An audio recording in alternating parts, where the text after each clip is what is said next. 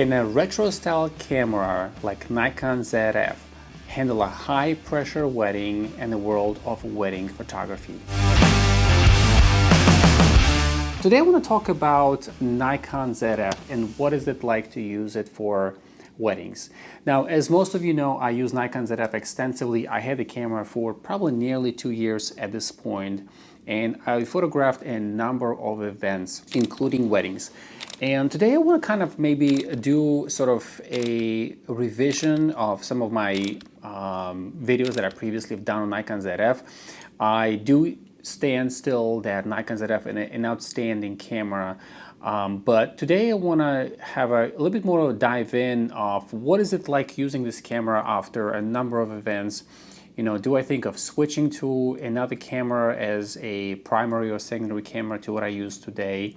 So let's kind of dive in. I'm going to talk about the cons and pros and for photo and video, and what do I still think about it? Is it worthwhile getting, if you're using today this camera for any of more like event coverage or weddings? I'd love to hear your experience. Please put it in the description below. So let's dive in.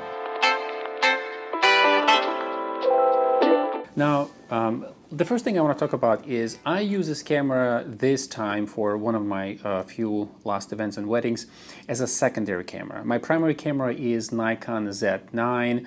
I love this camera. It feels sometimes a little bit too big, too heavy, and it's nice to be able to switch to something smaller like Nikon Zf.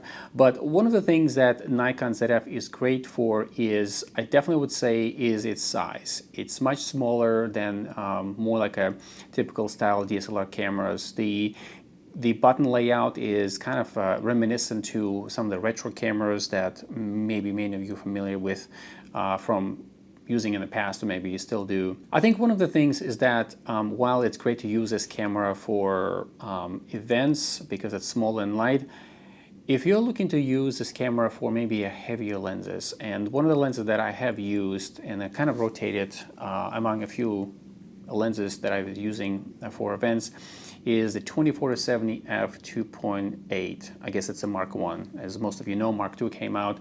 It's more of the internal zoom. This one still has external zoom, but the lens is spectacular in itself in many ways.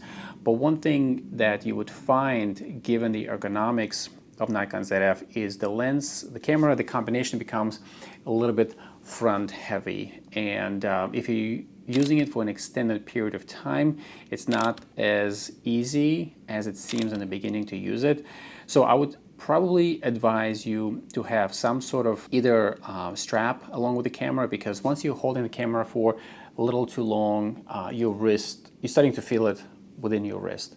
So yeah, that's probably will be the only one sort of a negative or drawback that you would find with Zf. One of the things with the electronic viewfinder, while I do find it is extremely helpful if you're using this camera outdoors, there are a few times when I notice when I'm looking in the back of my screen and I want to be able to bring it to my eye, sort of to take a picture like this, there are times when the viewfinder was almost lagging behind it, and I don't know, I'm really curious to find out from others who have used Zf if you do have the same experience where it's almost like I have to bring it to my eye.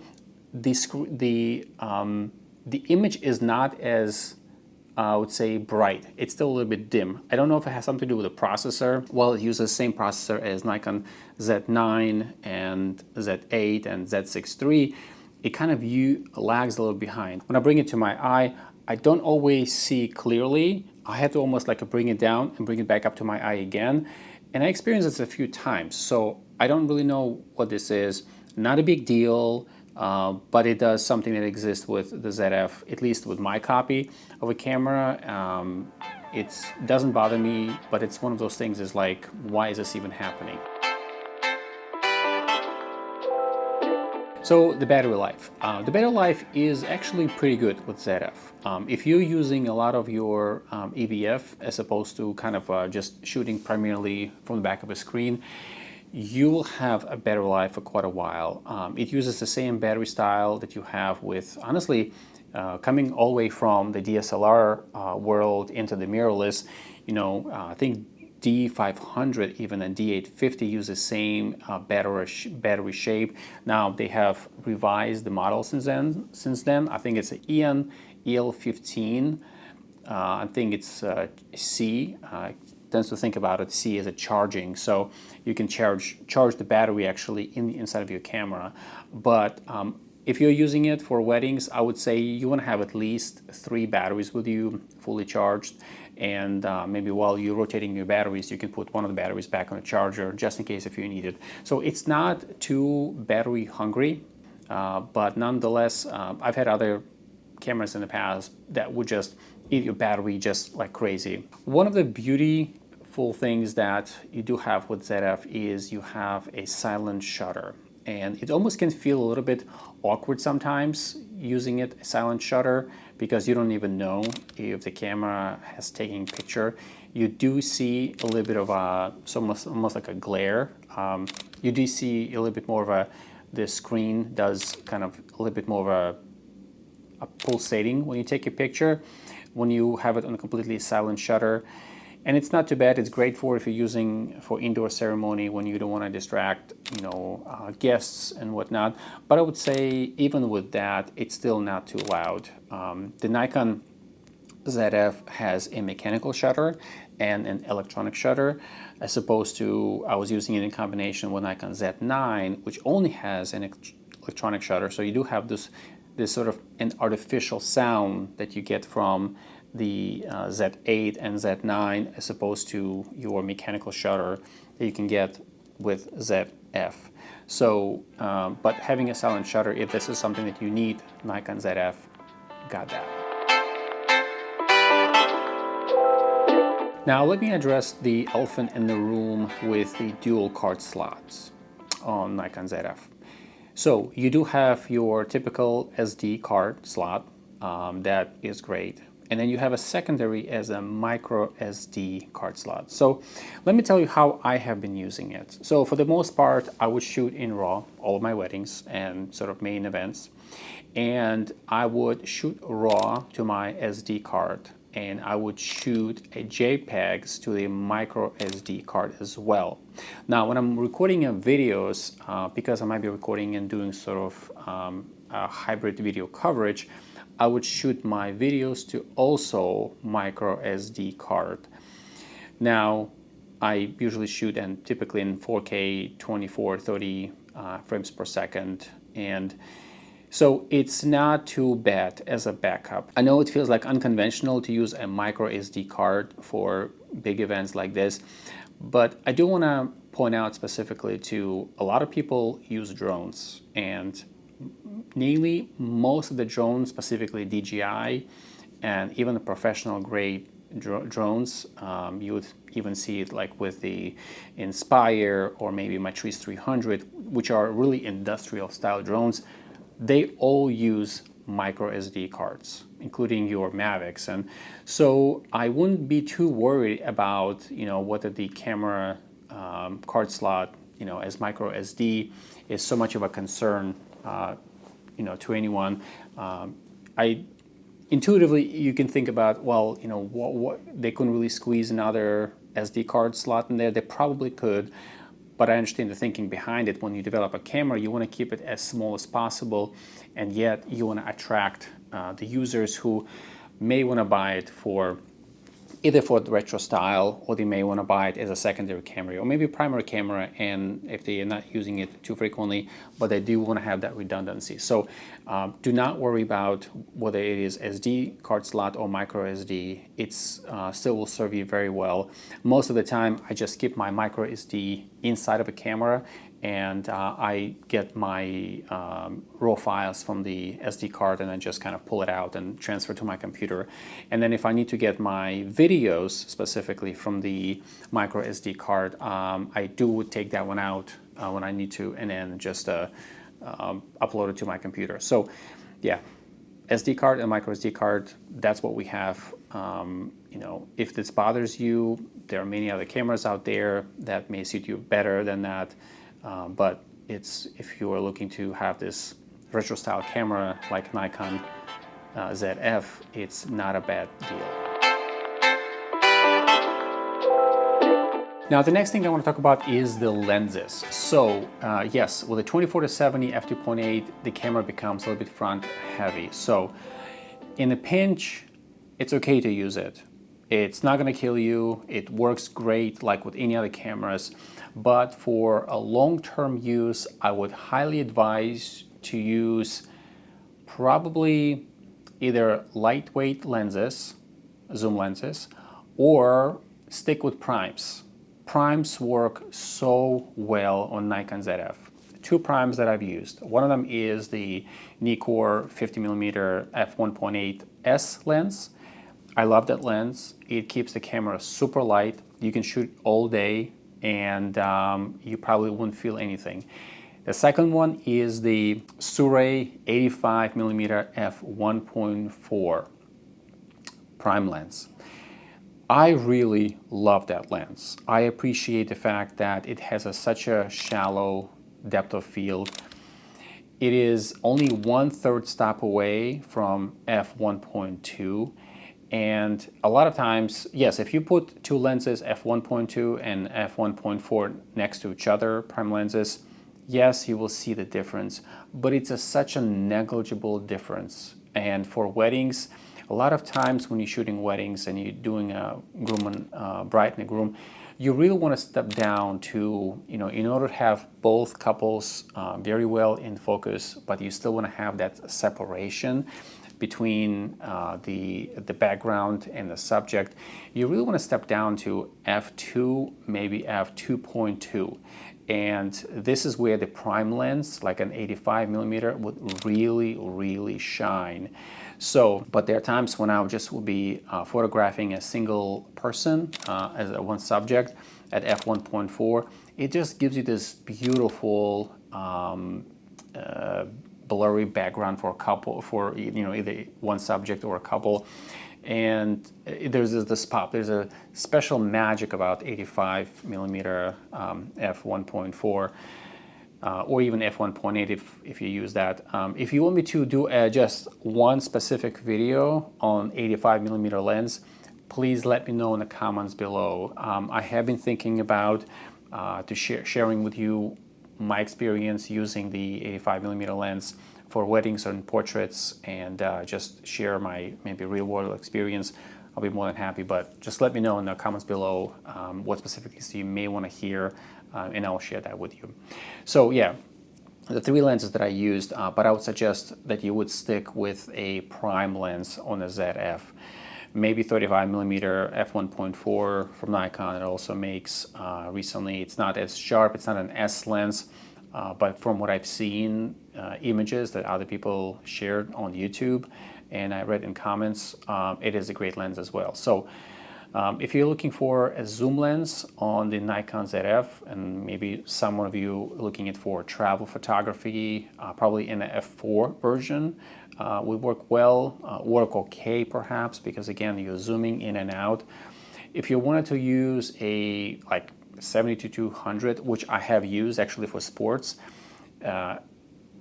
probably most of the time we want to use it on some sort of a tripod or a monopod, but again, you would use that lens very infrequently with Nikon ZF. It's not going to be something that's attached to your camera at all times.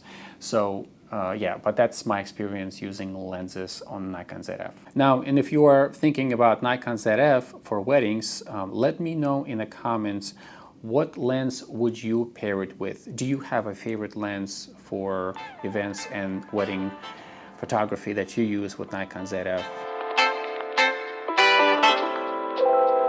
The next thing I want to talk to you guys about is the autofocus, and is it worthwhile when it comes to autofocus. So what I love about Nikon specifically, and it's not specific to any camera within Nikon lineup, is the different modes that you can set. And I love the fact that you can set those specific sort of parameters for modes. You can either use a 3D tracking, which does amazing job on Nikon ZF, on Nikon Z9, Z8, Z6 III, or you can set up those sort of boxes, so you can have either a vertical box, and that's great for when you have a couple coming down the aisle towards you, and you want to make sure that the camera does not focus on anybody on the outside, and only you can do the IAF within that box, and it will just focus on the bride and the father coming in, or maybe when the bride and groom coming back. It does an amazing job. I really love the fact that Nikon kind of implemented that, and now you can also customize those boxes. You can either make them either more narrow if you need to, depending on your environment where you're working, or you can make them super wide. So again, horizontal, vertical, either one, depending on your situation. So in the autofocus on Nikon ZF is great. I have used it as well on, for example, compared to autofocus on Canon. I am actually shooting right now with Canon R5 this video, and it does a great job, right? So if I get a little close, it follows me. If I go a little back, it follows me. So the Nikon ZF will do the same thing for you. If you have any reservations, whether it's great for weddings, it is absolutely spectacular. I couldn't really tell a big difference between using it with Z9 and using it with ZF. It's identical. You're not shooting sports necessarily, so it would follow you, your individual, wherever you try to focus most of the time. Now, something that good camera is good at as well is the burst mode. You can set the camera to, 5, 10, 15 frames per second, and it will do a fantastic job.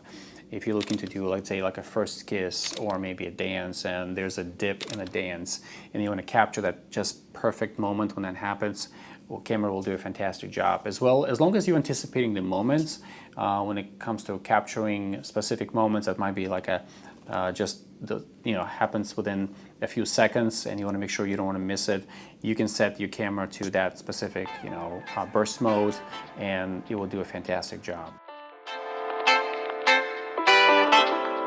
One of the things is many people are mentioning about this camera is the color science. And color science on Nikon in general has been outstanding at all times. I don't have concerns. When I shoot in RAW, I still have a lot of latitude to be able to edit. Nikon ZF has a fantastic dynamic range.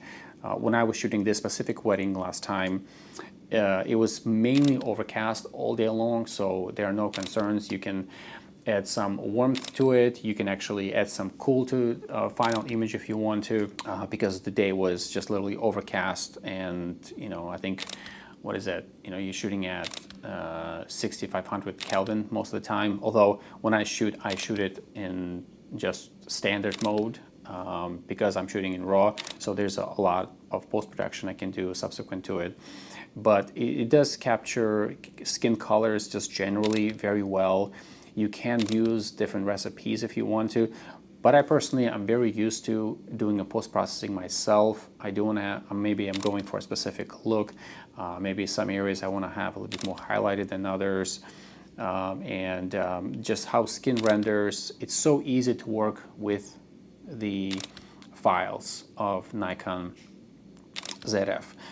It has a 24.5 megapixel sensor, and honestly, when I'm using it with my Nikon Z9, and which if you're using Z8 will be the same experience, the files sometimes can be too big. And when you're working with RAW files and you are just taking pictures maybe of maybe details, which most of the time you're not going to print them a large format anyway, the 24 megapixel sensor is more than enough. There are times when I just wish, like my Nikon Z9, I love it, that I can just, honestly go down a little bit in megapixels, because I don't need to have such a huge file most of the time, because nobody wants to see the details on, brides' faces, maybe, with too much detail, right? So yes, in post-production you can clean this up and you can make things, appear to be different. But I would say that 24 megapixel sensor with Nikon ZF is fantastic. One of my prior cameras that I used to have is the Nikon Z6 II, and I love that sensor. Well, this is actually the same sensor now you have in Nikon ZF, and the way the files render is just outstanding. I really can't be happy more than that. So what are some of the pros and cons of Nikon ZF for weddings? Well, one of the pros is, it's beautiful design. It's inspiring to use this camera. If you are into a retro style, please, you will be happy more than that. The camera has a great image quality. 24 megapixel sensor will make you very happy and will do the job for weddings just as good as any other camera. The camera works very well with prime lenses, especially the lighter ones. The zoom lenses can be a little bit of a challenge. Now, some of the cons is, talk about heavy lenses like a 24-70. You probably experience some of the fatigue factor with heavier lenses. It does not have a built-in vertical grip for extra stability. Now you can get some sort of attachments like I have, like a bracket that you can attach to a camera that Small Rig makes, and that will work very well. So who should use it for weddings? Well, it's a great for hybrid shooters, for let's say photo and video, who want a stylish and compact camera. You'll be very happy. Do you want to use this as a primary camera for weddings? Probably not, I would say, unless it just, it doesn't bother you attaching heavy lenses. But it's a perfect, absolutely perfect secondary body alongside with Nikon Z8, Nikon Z9, or maybe some other DSLRs that you may be using. This camera would be ideal for small weddings, maybe elopements, engagement sessions. If you're taking pictures of the detailed shots, that's going to be fantastic for that. Now, this would not be necessarily the camera if it's a 10-hour wedding and this is the only camera that you use, or maybe you have two of those cameras and you want to use. Some people are more comfortable with having two the same camera bodies. I wouldn't necessarily want to use it for a 10-hour wedding, unless you have a certain way that you use. And, again, if you are using it primarily as this is the only camera for weddings, please share in the comments below. Maybe there's something I don't know. I would love to hear from you and your experience and share with the rest of us. So in conclusion, I would say, sort of as my wrap up, the Nikon ZF can absolutely deliver professional results at weddings, but it shines the most with lighter primes and creative moments. So for heavy zooms, work, or fast-paced coverage, you might want a bigger sibling in the Nikon Z lineup, such as Nikon Z6 III, Nikon Z8, Nikon Z9. Those cameras will be perfect for that. And yeah, so this is my closing. Please like and subscribe this video if you haven't done so already. If you have any specific requests about using this specific camera for something else, please let me know in the comments below and I'll be more than happy to share. And I'll see you in another video.